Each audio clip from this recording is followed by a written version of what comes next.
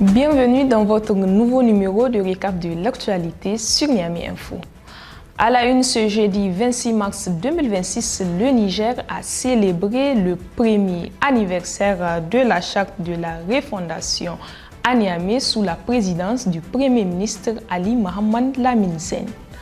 La journée placée sous le thème engagement collectif au service de la patrie a été marquée par des conférences, des prières collectives, des visites et l'adresse à la nation du président de la République, le général d'armée Abdraman Tiani.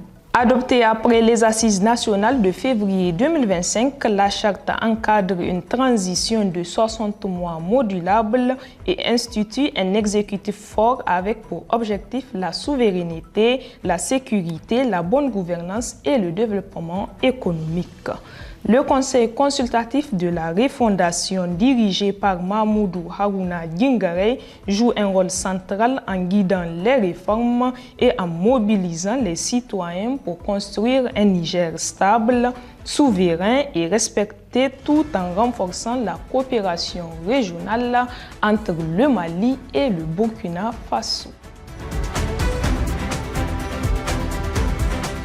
Restons toujours au Niger. Du 23 au 24 mars 2026, Niamey a accueilli la deuxième session de la grande commission mixte nigéro-algérienne coprésidée par les premiers ministres Ali Mohamed Lamine Zen et Sifi Grieb.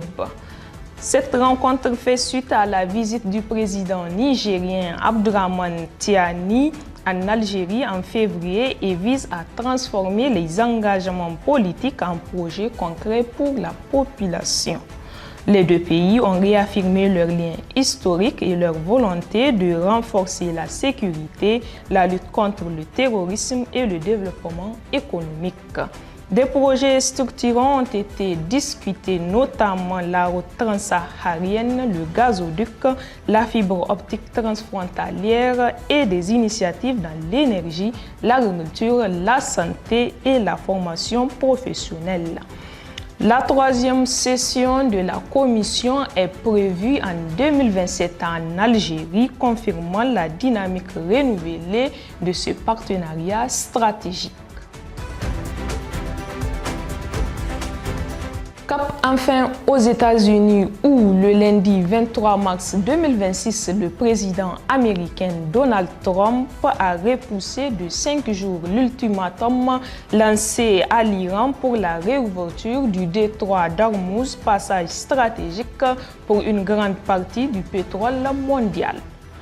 Trump menaçait de frapper les installations énergétiques iraniennes si le passage restait bloqué, mais a évoqué des discussions pour apaiser les tensions.